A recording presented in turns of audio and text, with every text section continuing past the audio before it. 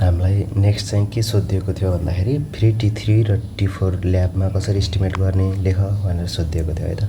Purpose के हो, हामीले जनरली थोरै कुराहरू त पहिले पनि डिस्कस गरिसकेको छौँ, थोरै त्यसलाई ब्रिफ गरिदिने हो। एडभान्टेज डिसएडभान्टेजहरू के हुनसक्छ भनेर। Measure the biologically active fractions of thyroid हर्मोनको चाहिँ बायोलोजिकल्ली एक्टिभ फ्र्याक्सनहरू मेजर गर्ने टेक्निक हो। Not affected by protein binding like total T3 र T4ले चाहिँ यसलाई के गर्छ, इफेक्ट गर्दैन।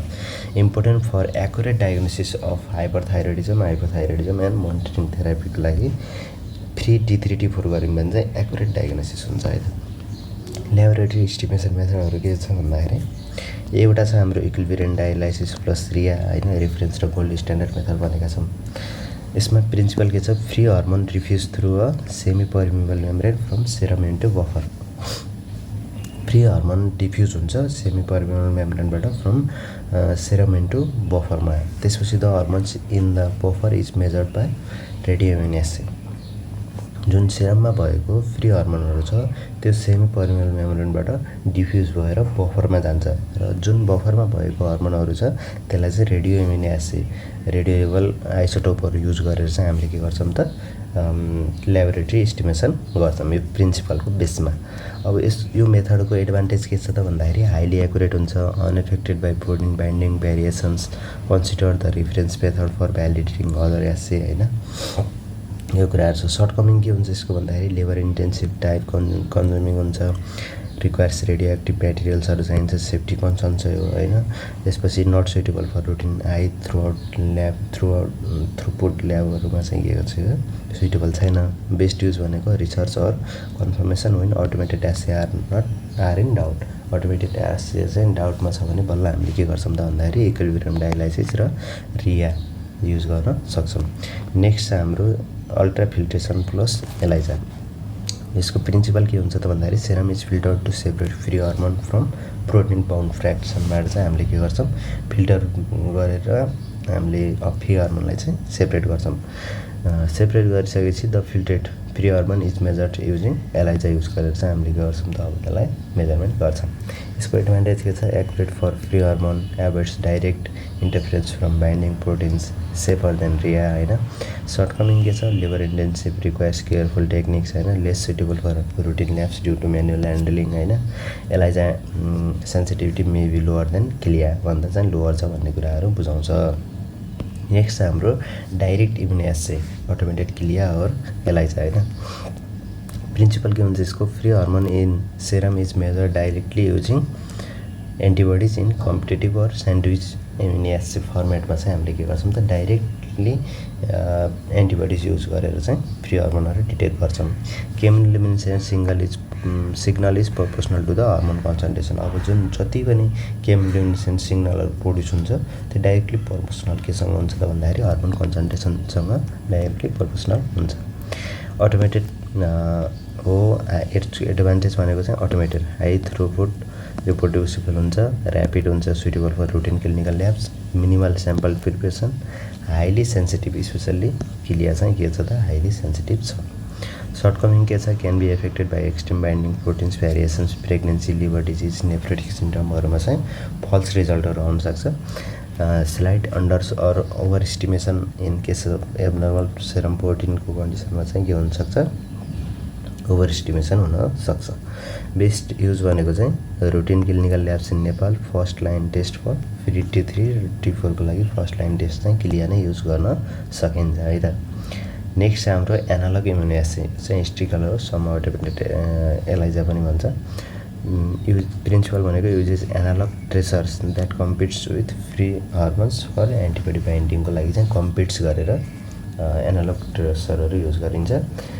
त्यसपछि एडभान्टेज भनेको सिम्पल र ऱ्यापिड हुन्छ, नन रेडियो एक्टिभ हुन्छ। सर्टकमिङ भनेको less accurate than equilibrium dialysis or ultrafiltration, interference from binding proteins एबनर्मालिटिजले गर्दाखेरि चाहिँ इन्टरफेरेन्स ल्याउन सक्छ। कम्पेरिजन, अब सबै मेथडको कम्पेरिजन हेर्दाखेरि चाहिँ जस्तो प्यारामिटरमा एक्युरेसी कुन चाहिँको बेस्ट हुन्छ त भन्दाखेरि इक्विलिब्रियम डायलाइसिस गोल्ड स्ट्यान्डर्ड हो, अल्ट्राफिल्ट्रेसनमा एलाइजा हाई हुन्छ, डाइरेक्ट क्लियामा चाहिँ हाई हुन्छ, slightly lower then gold standard होइन। एनालोग चाहिँ मोडरेट हुन्छ, थ्रुपुट हेऱ्यो भने चाहिँ इक्विलिब्रियम डायलाइसिस लो लो, बेस्ट भनेको कुन चाहिँ त डाइरेक्ट क्लिया। लेबर रिक्वायरमेन्टको हेऱ्यो भने चाहिँ इक्विलिब्रियममा चाहिँ हाई हुन्छ, अरूमा चाहिँ मोडरेट र लो हुन्छ। सेफ्टीको कुराहरू हेऱ्यो भने चाहिँ इक्विलिब्रियम डायलाइसिसमा रिक्वायर्स रेडियोआइसोटोप चाहिन्छ, अरू सबै चाहिँ के हुन्छ त सेफ हुन्छ। बाइन्डिङ प्रोटिन इन्टरफेरेन्स हेऱ्यो भने अरूमा खास चाहिँ हुँदैन, मिनिमल हुने भनेको डाइरेक्ट क्लियामा, मोडरेट हुने भनेको एनालग इम्युनो एक्सचेन्जमा। कस्ट हेऱ्यो भने चाहिँ हाम्रो इक्विलिब्रियम डायलाइसिस हाई हुन्छ भने अरू सबै मोडरेट हुन्छ। एडभान्टेज एन्ड सर्टकमिङ समरी के छ भन्दाखेरि यो सबै मेथडहरू हेर्दाखेरि इक्विलिब्रियम डायलाइसिस प्लस रिया छ भने भेरी एक्युरेट र गोल्ड स्ट्यान्डर्ड बेस्ट भयो, टाइम कन्ज्युमिङ, रिएक्टिभ र नट रुटिन हुन्छ। यसको चाहिँ डिमेरिट्स भनेको अल्ट्रा फिल्ट्रेसन हेऱ्यौँ भने एक्युरेट सेप, नो प्रोटिन इन्टरफेरेन्स हुन्छ भने लेबर इन्टेन्सिभ, मोडरेट सेन्सिटिभ चाहिँ यसको सर्टकमिङ हो। त्यसपछि डाइरेक्ट क्लिया और एलाइजा हेऱ्यौँ भने चाहिँ high throughput, rapid reproducible, safe हुने भयो। यसको एडभान्टेज भने सर्टकमिङ्स भनेको चाहिँ slight errors in protein abnormalities, pregnancy, nephrotic syndrome, liver डिजिजहरूको लागि चाहिँ के हुने भयो त एउटा सर्टकमिङ्स हुने भयो। एनालग एमिनो एसिड हेऱ्यौँ भने चाहिँ के हुन्छ त भन्दाखेरि सिम्पल ऱ्यापिड हुने भयो। एडभान्टेज भने less accurate, prone to interference चाहिँ हो के हुने भयो त एउटा सर्टकमिङ्स हुने भयो। नेक्स्ट हाम्रो TSS receptor antibodies. TSS receptor antibodies भनेर एकचोटि चाहिँ क्वेसन सोधिएको छ होइन, यसको बारेमा छोटो डिस्क्राइब गरौँ। यसको डेफिनेसन र नेचर के हुन्छ भने auto antibodies targeting TSS receptor on thyroid follicular सेल्सको लागि चाहिँ एउटा के हो टार्गेट गर्ने, टिएसएस रिसेप्टरलाई टार्गेट गर्ने एउटा अटो एन्टिबडिज हो। त्यसको दुईवटा टाइप्स हुन्छ, एउटा स्टिमुलेटिङ हुन्छ र अर्को ब्लकिङ हुन्छ। स्टिमुलेटिङलाई चाहिँ टिएसआई थाइरोइड स्टिमुलेटिङ इम्युनोग्लोबुलिन्स हुन्छ भने ब्लकिङलाई चाहिँ thyroid stimulating hormone blocking antibodies भन्छ, टिपिएबी है त। अनि त्यसपछि स्टिमुलेटिङले चाहिँ एक्टिभेट टिएसएस रिसेप्टरलाई एक्टिभेट गर्छ र इन्क्रिज थाइरोइड हर्मोन र ग्रेफ्स डिजिज गराउँछ भने ब्लकिङले चाहिँ अब हाम्रो रिसेप्टरलाई इनिबिट गरिदिन्छ र हाइपोथाइरोइडिजम गराउँछ। मेथड अफ डिटेक्सन के छ भन्दाखेरि एलाइजा कम्पिटेटिभ वा स्यान्डविच युज गर्न सकिन्छ। प्रिन्सिपल भनेको patient antibody competes with the level antibody for TSH receptor बाइन्डिङको लागि चाहिँ कम्पिट्स गर्छ। यसको एडभान्टेज भनेको चाहिँ क्वान्टिटेटिभ हाई थ्रुपुट अटोमेटेड हुन्छ भने लिमिटेसन भनेको चाहिँ may not distinguish stimulating versus blocking in some केसमा चाहिँ नदेखाउन सक्छ। क्लिया चाहिँ same as ELISA but uses chemiluminescence light चाहिँ युज गर्छ। एडभान्टेज भनेको high sensitive and reproducible, automated rapid हुन्छ, रिक्वायर्स क्लियर इन्स्ट्रुमेन्ट चाहिने भयो। बायोएसए भनेको सेलुलर फङ्सनल एसए हुन्छ जुन चाहिँ measure cyclic AMP producing after the antibody binds TSH receptor on cultured सेल्समा। त्यसको प्रिन्सिपलको बेसमा चाहिँ के गरिन्छ त भन्दाखेरि डिटेक्सन गरिन्छ।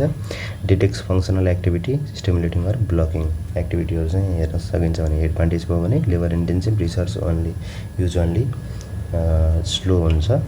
यो चाहिँ के हो सर्टकमिङ्स हो। बेस्ट मेथड कुन चाहिँ हो त क्लिया और कम्पिटेटिभ एलाइजा हो। जस्टिफिकेसन भनेको ऱ्यापिड हुन्छ, अटोमेटेड हुन्छ, sensitive, reproducible, can be use for the routine diagnosis and prognosis in clinical labs. यसको डायग्नोस्टिक युटिलिटी के छ त भन्दाखेरि primary diagnosis confirm Graves disease confirm गर्न in hypothyroidism, prognosis or relapse predictions high TRAb levels predicts relapse after antithyroid therapy. Differential diagnosis distinguish Graves hypothyroidism from toxic nodular goitre or other hypothyroid स्टेजहरूबाट चाहिँ के गर्न सक्छ त differentiate गर्नमा help गर्छ।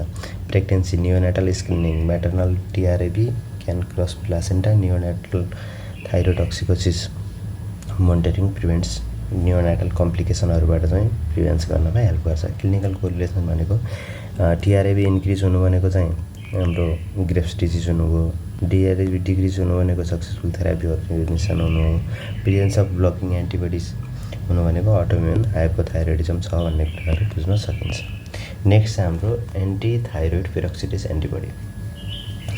यो चाहिँ थियो हाम्रो के भन्छ अरे टिएसएच रिसेप्टर एन्टिबडिज होइन। नेक्स्ट चाहिँ हाम्रो एन्टिथाइरोइड पेरोक्सिडेज एन्टिटिपिओ। एन्टिटिपिओको चाहिँ हामीले जनरली पहिला चाहिँ भनिसकेको छौँ auto antibodies against thyroid peroxidase TPO the enzyme responsible for iodination and coupling of thyroglobulin. autoantibodies against thyroid peroxidase होइन the enzyme responsible for iodination and coupling of thyroglobulin marker of thyroid autoimmune डिस्ट्रक्सनको चाहिँ एउटा marker हो। मेथडहरू भनेको त्यही यसलाई चाहिँ रिया क्लिया भन्ने कुराहरू बुझिन्छ। यो सबै चाहिँ के छ त भन्दाखेरि इम्पोर्टेन्ट छ। प्रिन्सिपल भन्नु पऱ्यो भने antibody bind to TPO antigen colorimetric detection गर्न सकिन्छ। एडभान्टेज भन्ने हो भने चाहिँ quantitative widely available good sensitivity हुन्छ। मेनुअल मे रिक्वायर क्यालिब्रेसन भन्ने कुराहरू हुन्छ। यसलाई जम्मा भने क्लिया चाहिँ सेम यसरी यसलाई चाहिँ किमिल्युमिनेसन सिग्नलहरू युज गरिन्छ। एडभान्टेज भनेको automated high sensitivity reproducibility high throughput हुन्छ भने रिक्वायर्स क्लिया इन्स्ट्रुमेन्ट चाहिन्छ भन्ने कुराहरू हो। रियाको लागि radiolabel TPO antigens competes with patient antibody very sensitive हुन्छ। एडभान्टेज रेडियोएक्टिभ लिभर इन्टेन्सिभ रुटिन ल्याबमा युज गरिँदैन। यो चाहिँ रियाको कम्प्लिकेसन भयो। बेस्ट मेथड भनेको क्लिया नै भन्ने बुझिन्छ। जस्टिफिकेसन भनेको के हो त भन्दाखेरि automated high sensitivity and specific suitable for routine and high volume ल्याब्सको लागि चाहिँ बेस्ट हुन्छ भन्ने कुराहरू जस्टिफिकेसन भयो भने डायग्नोस्टिक युटिलिटी भनेको चाहिँ anti TPO Hashimoto's thyroiditis anti TPO positive in up to 90 to 95% केसेसमा चाहिँ के हुन्छ एन्टिटिपिओ पोजिटिभ हुन्छ हासिमोटोस थाइरोइडाइटिस। थाइरोइडाइटिस होइन। त्यसपछि ग्रेव्स डिजिजमा चाहिँ positive in up to 70 to 80% of पेसेन्टमा चाहिँ पोजिटिभ हुनसक्छ। मे इन्डिकेट अटोइम्युन क्रोनिसिटी चाहिँ यसले इन्डिकेट गर्छ। Subclinical hypothyroidism anti TPO positivity predicts progression to overt हाइपोथाइरोइडिजममा प्रेडिक्ट गर्नमा पनि हेल्प गर्छ। र screening high risk patient family history pregnancy goitre to predict autoimmune thyroid छ कि छैन भन्ने कुराहरू प्रेडिक्ट गर्नमा पनि के गर्छ यसले हेल्प गर्छ। क्लिनिकल कोरिलेसन के छ त भन्दाखेरि इन्क्रिज एन्टिटिपिओ हुनु भनेको अटोइम्युन थाइरोइडाइटिस थाइरोइड अर हाइपरथाइरोइड फेजेसहरू चाहिँ के गर्छ यसले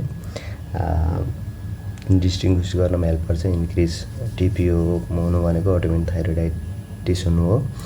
त्यसपछि प्रेडिक्स क्रोनिसिटी एन्ड थेरापी रेस्पोन्सहरू चाहिँ प्रेडिक्स गर्न पनि के गर्छ यसले हेल्प गर्छ। Comparison of and key points के छ त भन्दाखेरि हामीले एउटा टिआरएबी एउटा एन्टिटिपिओ र एन्टिटिजी एन्टिथाइरोग्लोबुलिन भन्ने कुराहरू डिस्कस गऱ्यौँ। सोर्स र टार्गेट के हो भन्दाखेरि टिआरएबीको चाहिँ टिएसएच रिसेप्टर हो भने एन्टिटिपिओको थाइरोइड पेरोक्सिडेज इन्जाइम हो र एन्टिटिजीको चाहिँ थाइरोग्लोबुलिन प्रोटिन हो।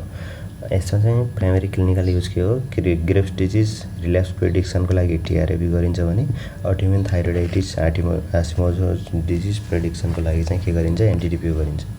र एन्टिटिजी गर्नुको मतलब भनेको चाहिँ के हो त भन्दाखेरि अटोइम्युन थाइरोइड डिजिजको लागि अरू क्यान्सर मोनिटरिङको लागि एन्टिटिजी गरिन्छ। बेस्ट मेथड भनेको क्लिया यसलाई चाहिँ कम्पिटेटिभ हो भने टिआरएबीको लागि एन्टिटिपीको लागि क्लिया र एन्टिटिजीको लागि पनि क्लिया। डायग्नोस्टिक रोल भनेको कन्फर्म अटोइम्युन हाइपोथाइरोइडिजम टिआरएबीले कन्फर्म अटोइम्युन थाइरोइड डिस्ट्रक्सन चाहिँ एन्टिटिपिओले र confirm autoimmune thyroid disease detects interference in TG मेजरमेन्टमा चाहिँ एन्टिटिजीले रोल खेल्छ है त। त्यसपछि हाम्रो प्रोग्नोस्टिक युज भनेको predicts relapse after therapy predicts progression of hypothyroidism guides thyroid carcinoma follow up गर्नमा चाहिँ हेल्प गर्छ एन्टिटिजीले। त्यसै गरी हाम्रो थाइरोइड डिसअर्डर्स चाहिँ कुन कन्डिसनमा के बढ्छ भन्ने कुराहरू हेरौँ है त। यो चाहिँ बेस्ट हुन्छ। जस्तो ग्रेव्स डिजिजमा के हुन्छ त भन्दाखेरि टिएसएच घट्छ FT3T4 बढ्छ टिआरएबी बढ्छ एन्टिटिपिओ बढ्छ अप टु 70 to 80% र यसलाई चाहिँ अटोइम्युन हाइपोथाइरोइडिजम भन्छ। टक्सिक नोडुलर गोइटर अर एडिनोमामा चाहिँ टिएसएच घट्छ FT3-4 बढ्छ टिआरएबी खासै चेन्जेस आउँदैन र एन्टिटिपिओ युजुअली नर्मल हुन्छ जसलाई चाहिँ नन अटोइम्युन हाइपरथाइरोइडिजम भनिन्छ। सब क्लिनिकल हाइपरथाइरोइडिजममा चाहिँ टिएसएच घट्छ FT3T4 नर्मल हुन्छ टिआरएबी चाहिँ मोडरेट हुन्छ भने बढ्न सक्छ घट्न सक्छ एन्टिटिपिओ बढ्न सक्छ घट्न सक्छ। यसलाई चाहिँ अर्ली हाइपोथाइरोइड स्टेट भन्छ। नेक्स्ट चाहिँ हाम्रो हासिमोटोस थाइरोइडाइटिस यसमा चाहिँ टिएसएच बढ्छ FT3T4 बढ्छ त्यसपछि टिआरएबी नर्मल हुन्छ भने हाम्रो एन्टिटिपिओ चाहिँ मार्कली इन्क्रिज हुन्छ जसलाई चाहिँ अटोइम्युन हाइपोथाइरोइडिजम भन्छ। नेक्स्ट हाम्रो सब क्लिनिकल हाइपोथाइरोइडिजममा चाहिँ टिएसएच बढ्छ FT3T4 नर्मल हुन्छ भने टिआरएबी खासै फरक पर्दैन। एनटिटिपिओ चाहिँ अर्ली अटोइम्युन चाहिँ बढ्छ। सेन्ट्रल हाइपोथाइरोइडिजम छ भने चाहिँ डिक्रिज अर नर्मल हुन्छ हाम्रो टिएसएच, फेरि T3 T4 डिक्रिज हुन्छ। टिआरएबी खासै फरक पर्दैन र एनटिटिपिओ पनि खासै फरक पर्दैन, जसलाई चाहिँ पिट्युटरी और हाइपोथालामिक कजहरूले गर्दाखेरि हुन्छ। हाम्रो नेक्स्ट T3 टक्सिकोसिसमा चाहिँ टिएसएच घट्छ, फेरि T3 T4 नर्मल हुन्छ र अरू खासै फरक पर्दैन। आइसोलेटेड T3 इलिभेसन हुन्छ। थाइरोइडाइटिस पोस्टपार्टम सब एक्युट भन्छ, जुनमा चाहिँ हाम्रो टिएसएच भेरिएबल हुन्छ, फेरि T3 T4 भेरिएबल हुन्छ।